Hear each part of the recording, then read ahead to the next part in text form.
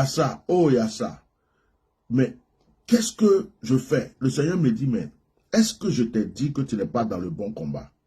Tu es dans le bon combat. Et puis Dieu me pose la question. Il me repose la question. Mon serviteur,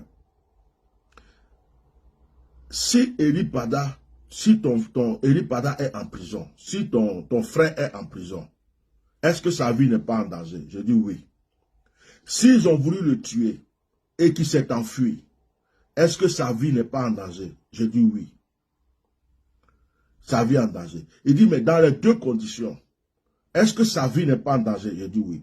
Et est-ce que ce n'est pas une prison pour lui? Je dis oui. S'il est obligé de fuir son pays, est-ce que ce n'est pas une prison? Je dis oui.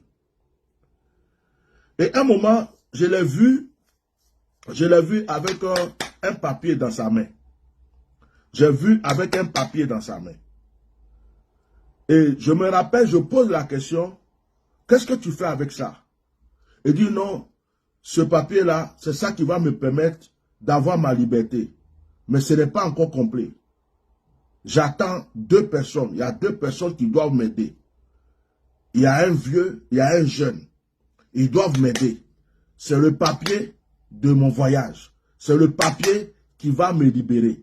Je dis, mais de quel papier tu es en train de parler? Comme si quelqu'un a un papier et puis il attend un document, quelque chose pour rajouter, et puis la personne va peut-être voyager ou aller faire quelque chose, et puis ma révélation s'est arrêtée là. Ma révélation s'est arrêtée. Donc je me suis levé dans la confusion. Je me suis levé dans la confusion.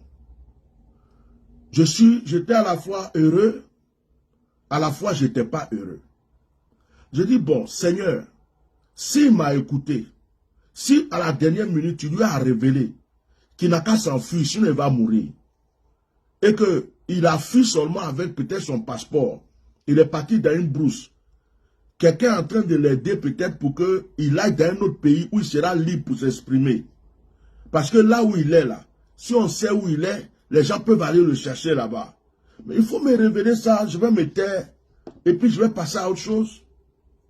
Bon, maintenant, si vraiment ils sont en train de... Il est entre leurs mains là-bas, révèle-moi ça aussi, je vais avoir la force de continuer. Le Seigneur me dit, continue ton combat. C'est comme bagage on a pris pour déposer sur la tête de quelqu'un. Continue ton combat. Le jour qu'il pourra parler lui-même, le jour qu'il sortira lui-même, tu sauras que tu as mené un bon combat. Continue ton combat. Sa vie est en jeu. Frères et sœurs,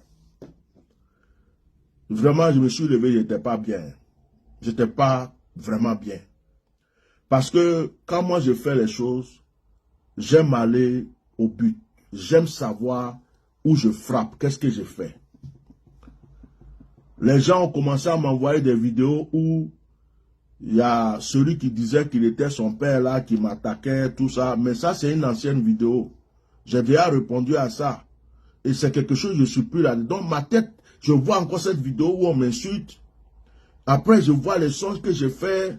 Je me dis, mais est-ce que vouloir aider quelqu'un là, c'est prendre problème pour déposer sur sa tête? Le Saint-Esprit me dit, je t'interdis d'arrêter ce combat. Où je vous parle là? Le Saint-Esprit me dit, je t'interdis d'arrêter ce combat. Ton rôle n'est pas de savoir entre les mains de qui il est. Ton rôle n'est pas de savoir si il est en prison, s'il s'est enfui, si même je l'ai amené quelque part. Ton rôle n'est pas de le savoir. Ton rôle, c'est de savoir que sa vie est en danger. Ton rôle, c'est de jouer ce rôle pour le réveil de l'Église. Ton rôle, c'est pour jouer le rôle pour que la vie d'aucun autre prophète ne soit encore menacée dans ce pays. Ton rôle, c'est de continuer à parler pour que l'Église soit libérée. Ton rôle, c'est de continuer à parler pour que l'Église soit délivrée des faux serviteurs. Ton rôle, c'est de continuer à parler pour que tous les faux, ceux qui ont livré leur cœur à Satan, ceux qui ont pris les feux étrangers, soient dévoilés. Ne lâche pas ce combat. Si tu laisses ce combat, tu as arrêté le réveil spirituel. Tu n'es plus au niveau de savoir si il est entre leurs mains. Il n'est pas entre leurs mains. Plus au niveau de savoir, s'il a la maca, ça c'est des choses élémentaires. Dieu dit, je sais ce que je fais. Il dit, je sais pourquoi je crée des situations. Pour créer des situations. Et il me pose la question, si Eli Pada n'avait pas disparu, est-ce que tu serais venu t'asseoir pour attaquer l'apostasie dans l'église? Si Eli Pada n'avait pas disparu, est-ce que tu allais dévoiler que des hommes de Dieu meurent dans le silence? S'il n'avait pas disparu, est-ce que tu allais avoir cette force que tu as de jour en jour pour parler du réveil de l'église? Il dit, c'est moi qui ai créé cette situation. C'est moi qui l'ai voulu. C'est moi qui ai voulu que tu parles. Et sache une chose, quel que soit le lieu où il est, sa vie est en danger. Et les gens l'en veulent et ils veulent le tuer.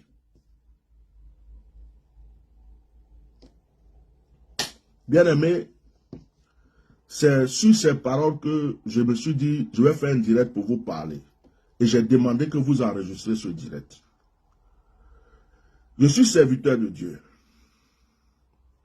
Tous ceux qui me suivent depuis longtemps savent que j'ai donné beaucoup de révélations qui se sont accomplies. L'histoire d'Eli Pada est un fardeau pour moi. Et ça devient un mystère pour moi. Seul Dieu a la réponse. Mais le Seigneur m'a donné des paroles qui m'ont rassuré. Il n'est pas mort. Ça m'a rassuré. C'est la première fois que j'ai reçu la révélation, j'ai eu ça. Bientôt, vous l'entendrez parler. Je dis, bon, si Dieu me dit ça, ça va. Alors, je vous demande maintenant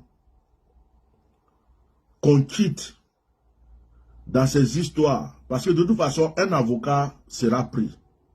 S'il y a le côté juridique, l'avocat va gérer cela. Parce que je vais vous dire une chose, ou deux choses. S'il est en prison, il a besoin d'un avocat. Pour ceux qui disent qu'il est en prison. Si aussi, il s'est enfui du pays parce qu'il a vu sa vie en jeu, il a besoin d'un avocat pour le blanchir, pour qu'il revienne au pays. Donc, dans les deux conditions, notre frère a besoin de défense. Il a besoin d'être libre, de faire ce que Dieu lui a dit de faire. Donc, vous n'êtes pas dans le mauvais combat. Aujourd'hui, il ne s'agit pas de savoir où il se trouve. Ça ne va rien apporter à personne. Hein? Ça ne va rien apporter à personne. Certainement, Dieu a utilisé cette histoire et nous a tous mis dans une certaine confusion pour que nous, les chrétiens, même là, nous nous réveillons. Pour nous dire combien de pasteurs on va attraper avant que vous parlez. Combien de pasteurs on va mettre en prison avant que vous vous levez. Combien de pasteurs ou de prophètes on va tuer avant que vous vous levez. Combien de faux serviteurs de Dieu vont rester dans le corps de Christ pour faire des choses sataniques avant que vous réagissez. Certainement, Dieu nous met aussi dans une confusion avec cette histoire pour nous dire, il est temps que vous vous levez. Si vous êtes vraiment des chrétiens, des enfants de Dieu, il est temps que vous vous levez. Dieu seul peut nous mettre dans la confusion. Dieu seul peut nous aveugler sur la réalité. Pour nous dire, je vais créer cette histoire-là. Et puis ils vont prendre conscience. Et ils vont tous se lever pour comprendre que l'église est en danger. Et il fallait que ça soit la vie d'Eli Pada qui crée ce réveil dans le cœur de tout un chacun. Mais la vérité réelle est entre les mains de l'Éternel tout seul. N'écoutez plus les rumeurs. N'écoutez plus les commérages. N'écoutez pas quelqu'un qui dit « Oh, je l'ai vu là. Oh, je l'ai vu là. Oh, il est ici. Oh, il est ici. » Nous maintenons notre décision. Nous disons que tant que nous n'avons pas vu notre frère, tant que nous n'avons pas vu notre frère, ceux qui l'ont menacé, et les Aziz 47, et tous ceux qui sont venus dire qu'on ne le verra plus, sont des coupables. Parce que si on ne parle pas, et que notre frère là, un jour on apprend qu'il est mort quelque part, on va avoir sur la conscience. Donc on dit que, comme ils sont venus dire, Azik Kassé est venu dire qu'on ne le verra plus jamais, et qu'aujourd'hui on ne voit pas notre frère, qu'on nous montre où notre frère se trouve, il est entre leurs mains. C'est notre droit de penser ce que nous sommes en train de dire. Ça, on n'a pas besoin de révélation pour ça. Tu es venu me dire que je ne verrai plus jamais mon frère. Et d'un coup, mon frère disparaît, je ne le vois pas. Je n'ai pas de ses nouvelles. Donc, il faut me dire, mon frère, où? On n'a pas besoin de paroles de connaissance, de dons de prophétie, de tout ça. Maintenant, on dit, puisque vous autres là, vous lui avez envoyé des menaces, des convocations, vous avez poursuivi. Maintenant qu'on ne le voit plus, c'est qu'il est entre vos mains. C'est notre droit de le penser. On n'a pas besoin de révélation, on n'a pas besoin de paroles de connaissance, ou on n'a pas besoin de le voir entre leurs mains. Nous disons qu'il est entre leurs mains. Point, ça s'arrête là. Et d'ailleurs, même si on les a accusés, même si c'est faux, même si c'est vrai, on a le droit de le penser parce qu'ils l'ont menacé, parce qu'ils l'ont poursuivi, parce qu'ils l'ont déjà fait. Ils ont déjà attrapé des gens et pour les jeter là-bas. Et lui, il a disparu d'une manière mystérieuse. C'est notre devoir. Maintenant, si c'est Dieu lui-même qui a créé une situation, qui a pris son serviteur pour le mettre en protection, et puis qui a créé cette situation pour dire, mets-toi ici, mais je vais mener le combat pour l'église, je vais mener le combat pour ta vie, je vais mener le combat pour tous mes serviteurs de la Côte d'Ivoire, ça c'est Dieu seul qui sait pourquoi il a fait. Que personne n'ait la conscience dérangée. Que personne ne se mette encore à écouter les commérages, et on l'a vu s'envoler ici, on l'a vu ici, on l'a vu là, on l'a pas vu. On s'en fout de ça en fait. Ce que nous savons, cette histoire est venue réveiller notre conscience. Cette histoire est en train de réveiller l'église. Cette histoire est en train de faire que des pasteurs sont en train de s'unir pour prier. Cette histoire fait qu'on est en train de découvrir quels sont les faux pasteurs, quels sont les bons, quels sont les infiltrés. Et cette histoire est en train de nous amener à lutter pour la vie d'un être humain, un serviteur de Dieu, et pour la liberté du prophète. C'est comme ça que je prends cette histoire. Je suis prophète. Mais quand Dieu ne me dit pas quelque chose, j'évite de venir le dire. Quand Dieu ne me révèle pas, il ne me dit pas, il est là, dans tel endroit, dans tel bâtiment, dans tel lieu, je ne vais pas venir l'inventer.